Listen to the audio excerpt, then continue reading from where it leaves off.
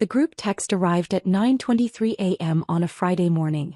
Family dinner tonight at the Grandmont Hotel. 7 p.m. Nicholas booked us the presidential suite. Dress appropriately. Mom. I stared at the message, coffee halfway to my lips. The Grandmont Hotel. My hotel. The one I'd purchased 11 months ago for $12.3 million after the previous owners had run it into near bankruptcy. The one I'd spent the last year renovating, rebranding, and rebuilding into one of the city's premier boutique properties. The one my family had no idea I owned. I set down my coffee and pulled up the hotel's reservation system on my laptop. There it was. Nicholas Harper Presidential Suite, checked in yesterday for a 3-night stay. Rate, $2,800 per night. My older brother Nicholas, staying in my hotel's most expensive accommodation. This was going to be interesting.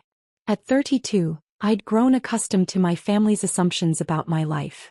To them, I was Aria, the youngest, the one who'd wasted her business degree on hospitality management. While Nicholas had become a surgeon and my sister Cassandra ran a successful law practice, I'd chosen hotels. Working in hotels, as my father always said with barely concealed disappointment, is just service work with a fancy title. What they didn't know was that I wasn't working in hotels. I owned them. 4 properties across 3 states, with a combined value of approximately $43 million. My hospitality management company had expanded into hotel acquisitions 3 years ago, and I'd built a portfolio that generated over $8 million in annual revenue. But I drove a modest Subaru, wore practical clothes, and lived simply. I'd learned early that my family measured worth by display, not substance. So I'd stopped displaying anything. Let them assume. I called the Grandmont's general manager, David Richardson. He'd been with the hotel for 15 years and had stayed on after my acquisition. He was professional, experienced, and utterly loyal. David, it's Aria. Miss Harper, good morning. What can I do for you? I see there's a reservation for Nicholas Harper in the presidential suite. Yes, 3 nights. Checked in yesterday. Is there a problem? He's my brother. There's a family dinner in the suite tonight at 7. Pause. Your brother doesn't know you own the hotel. No one in my family knows. I see. David's tone shifted, understanding immediately. How would you like us to handle this? Normally for now. I'll be attending the dinner. Let's see how the evening unfolds. Understood. I'll brief the staff to be prepared for anything. Thank you, David. After hanging up, I reviewed the Grandmont's recent performance metrics. Occupancy was up 34% since the acquisition. Guest satisfaction scores had climbed from 3.2 to 4.7 stars. The restaurant was now booking 2 weeks out. We'd turned the property around completely. And tonight my family would sit in the presidential suite, eating dinner in a hotel they assumed I merely worked at, with no idea they were in a property I owned. I arrived at the Grandmont at 6:45 p.m., parking in my reserved owner's spot in the underground garage. The spot Nicholas had probably assumed was for some faceless corporate entity. The hotel gleamed. We'd restored the 1920s Art Deco facade, updated all the rooms, and completely renovated the lobby. The crystal chandeliers I'd personally selected cast warm light across marble floors. David met me in the private hallway near my office. Your family arrived about 20 minutes ago. Your brother made several requests. What kind of requests? Additional champagne, earlier room service, and he asked if we could move the thermostat controls to the suite since he found the temperature unacceptable. I explained our environmental systems are centrally controlled. How did he react? He mentioned that his sister works here, and implied you could override the system for him. I smiled slightly. I see. Also, David continued, he's been somewhat demanding with the staff. Nothing terrible but dismissive. The kind of guest who treats service workers as invisible. Noted. I'll head up now. Good luck, Ms. Harper. The presidential suite was on the top floor, accessible by a dedicated elevator. I rode up alone, watching the floors tick by, preparing myself. The suite doors were open when I arrived. I could hear voices inside, Mom's laugh, Dad's booming pronouncements, Cassandra's sharp wit. Nicholas was holding court about something medical, probably a surgery he'd performed. I walked in. Aria. Mom looked up from the sofa, her expression immediately shifting to assessment. Her eyes traveled over my simple black dress and flats. Oh, is that what you're wearing? Hello, Mom. Nicholas turned from the bar where he was pouring drinks. Hey, little sister. Can you do me a favor? The temperature in here is off. Can you talk to whoever controls that and get it adjusted? It's stuffy. The temperature is fine, I said. Few maybe. But some of us have higher standards. He grinned, taking the edge off the insult. Barely. Perks of having a sister who works here, right? You can pull some strings. I don't pull strings. Cassandra emerged from the bedroom. Arya. God, it's been months. Still working at this hotel? Something like that. Dad stood by the windows looking out at the city view. Quite a place Nicholas booked for us. Top floor, presidential suite. This is what success looks like, Arya.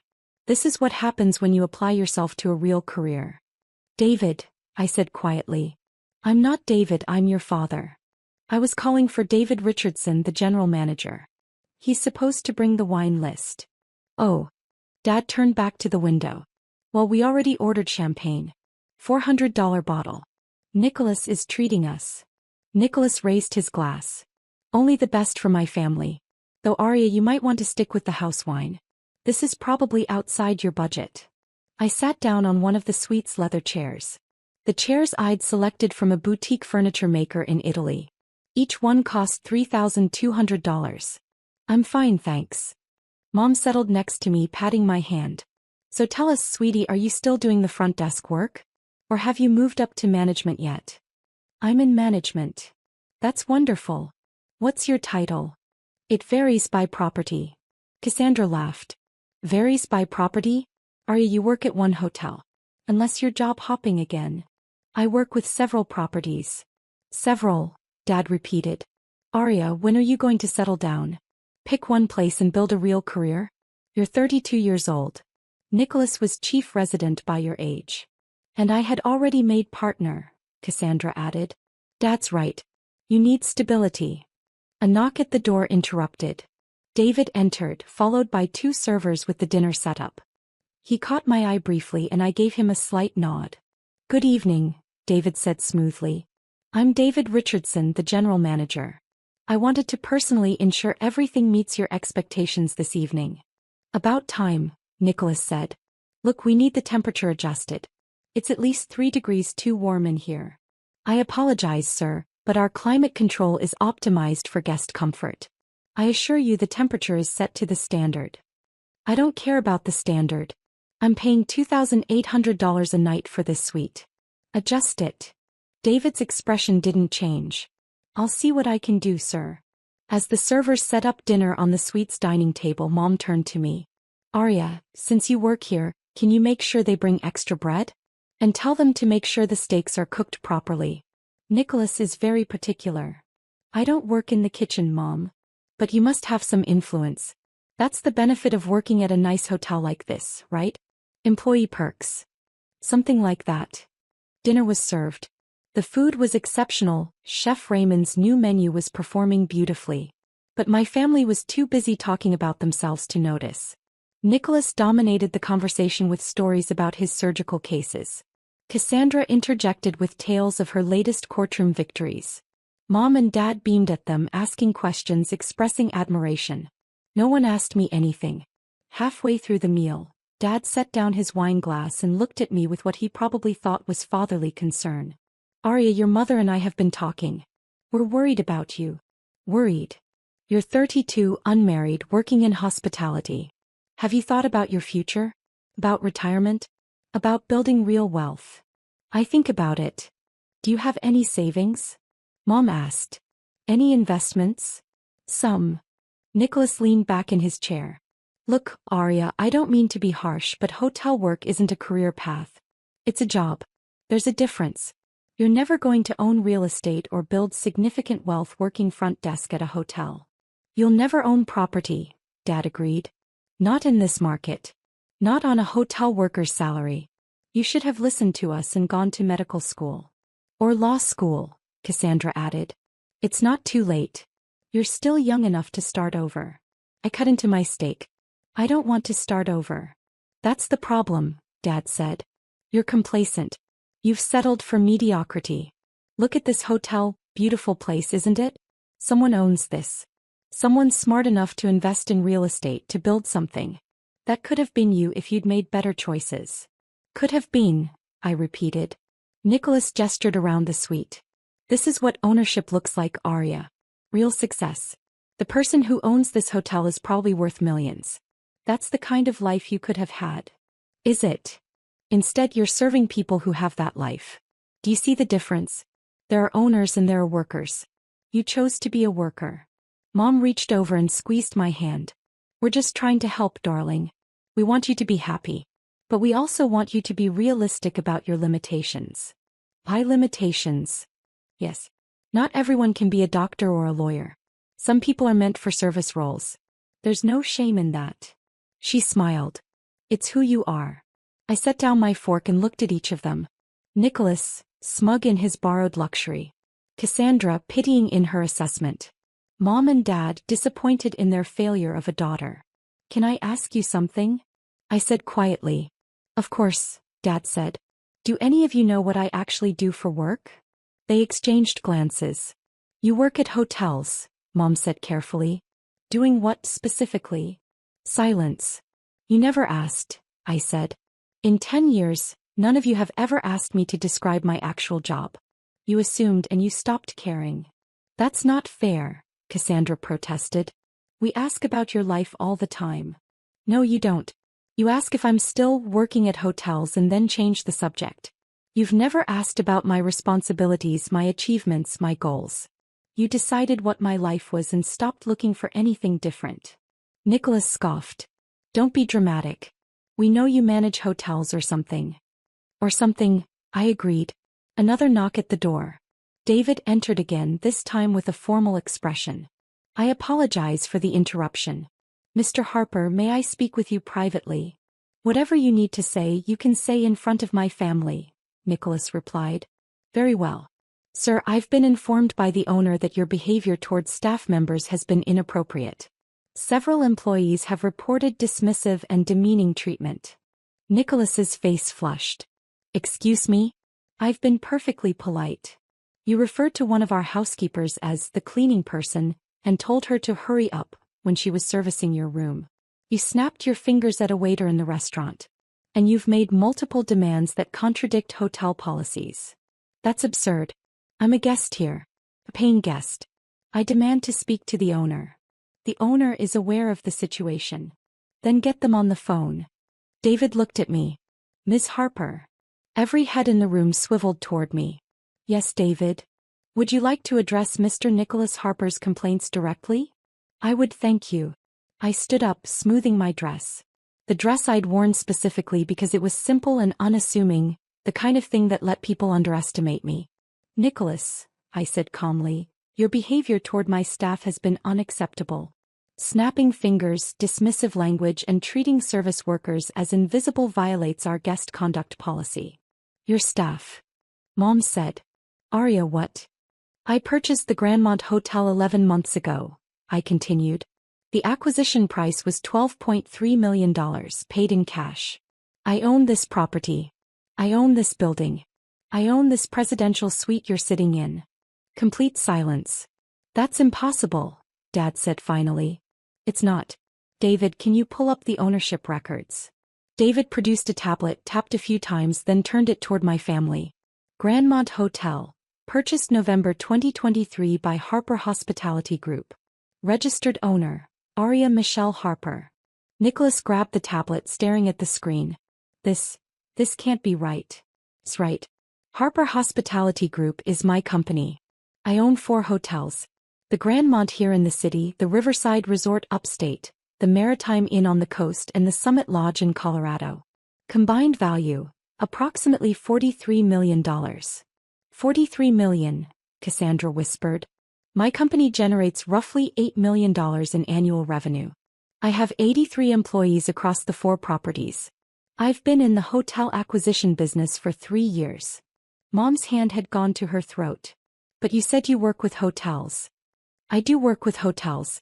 I acquire them, renovate them, and operate them. That's my work. Why didn't you tell us? Dad's voice had gone quiet.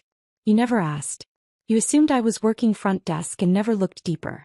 Every time I tried to talk about what I was doing, you changed the subject or made jokes about playing hotel manager. We thought, Mom started. You thought I was a failure. You've said it 100 different ways. Tonight you told me I'd never own property while sitting in a hotel I own. You said I'd chosen mediocrity, while eating in a suite that costs more per night than most people's monthly rent. A suite I provide. Nicholas set down the tablet, his face pale. Arya, I didn't know. That's the problem. You didn't know because you didn't care to know. That's not fair, Cassandra said. You deliberately kept this from us. No. I lived my life. You weren't interested in it, so you didn't see it. There's a difference. David cleared his throat. Ms. Harper, regarding Mr. Nicholas Harper's room status? I looked at my brother. At his expensive suit, his confident posture that was crumbling, his face that had gone from smug to shocked. The reservation remains valid, I said. But any further complaints from staff about his conduct and he'll be asked to leave. Understood. After David left, my family sat frozen. Dinner was getting cold. No one touched their food. I don't understand, Mom said finally. Where did you get $12 million? I started with the Maritime Inn. Bought it for $1.8 million with a combination of savings and loans. Spent 2 years turning it profitable, then used the equity to acquire the Riverside Resort. Built from there. Your savings, Dad repeated. From hotel work? From hotel management. I was running operations for the Blackstone Group's hospitality division. Made $285,000 a year, saved aggressively, invested wisely. When I saw the opportunity to acquire distressed properties, I took it. $285,000? Nicholas's voice cracked slightly. That's more than I make as a surgeon. Different industries, different compensation structures. But you always said you worked in hotels, Mom protested. You made it sound so ordinary. I do work in hotels. That's not ordinary to me. You're the ones who decided it was beneath me. Cassandra leaned forward. Why are you telling us this now? Why reveal it like this? Because Nicholas booked the presidential suite in my hotel and spent the evening mocking my career while sitting in a room I provide. Because all of you sat here and told me I'd never own real estate while literally surrounded by my real estate. Because I'm tired of being treated like a disappointment when I've built something I'm proud of. We're your family, Dad said. We deserve to know these things. Do you? You spent 10 years not wanting to know. You were perfectly happy assuming I was a failure. Why do you suddenly deserve the truth now that the truth is financially impressive? No one had an answer for that. Arya, Mom tried, her voice taking on that pleading tone she used when she wanted something. Surely you can understand our confusion. You never acted like you were successful. You drive that old car, you wear normal clothes. I drive a reliable car and wear comfortable clothes because I don't need to prove anything to anyone. Unlike some people who lease luxury vehicles, they can barely afford to maintain appearances. Nicholas flinched. Wait, Cassandra said slowly. Your car. That's Subaru. You said it was paid off. When did you buy it? 2019. You've had the same car for 6 years. While building a $43 million portfolio. Yes. That's. She paused. Actually, that's incredibly smart financial management. It's what works for me. Dad stood up abruptly, walking to the windows. When he turned back, his expression had shifted through several emotions: shock, embarrassment, and now something that looked like anger. You made us look like fools. No, Dad. You made assumptions. I just didn't correct them. That's the same thing. Is it? Was I supposed to force you to listen to information about my life that you clearly didn't want to hear? Yes. If you were building some kind of empire, you should have told us. I tried. At Thanksgiving 4 years ago, I mentioned I was looking at acquiring a hotel. You said, and I quote, "That's nice, dear, pass the potatoes." At Christmas 3 years ago, I said I'd closed on the Maritime Inn. Nicholas asked if that meant I was cleaning rooms now. Last Easter, I mentioned expanding to a second property. Mom suggested I focus on finding a husband instead. Silence fell over the suite again. We didn't realize, Mom said quietly. You didn't want to realize. My success didn't fit your narrative of who I was supposed to be, so you ignored it. My phone buzzed. A text from David. Everything okay up there? I replied, fine. Thank you for checking. Nicholas sat back down, his movements slow. What happens now? Now. You finish your dinner, enjoy the rest of your stay, and check out on Sunday as planned. My staff will continue to provide excellent service as they do for all our guests. And us? Mom asked. The family. That's up to all of you. What does that mean? It means I've spent 10 years being treated like the family failure. Like the disappointment who couldn't live up to her siblings' success. Tonight I learned that even now, even seeing proof of what I've built, your first instinct wasn't pride or curiosity. It was anger that I didn't tell you sooner. That's not fair, Cassandra protested. Isn't it? Dad just said I made you look like fools. Not that he was impressed by what I'd accomplished. Not that he was proud. His concern was how it reflected on him. Dad's jaw tightened, but he didn't argue. I'm going to leave now, I said, standing. You're welcome to finish dinner. It's excellent food. Chef Raymond is phenomenal. I hired him myself. Arya, wait, Mom stood too. Please. Let's talk about this. We just did. But we need to process this. To understand. Take all the time you need. I've had 10 years to process being dismissed by my own family. A few hours should be sufficient for you. I walked toward the door, then paused. Oh, and Nicholas? The champagne you're drinking? The $400 bottle? It's on the house. Consider it a welcome gift from the owner. I left before anyone could respond. David was waiting by the elevators. That looked intense. It was necessary. Will they check out early? No. They paid for 3 nights. They'll stay 3 nights.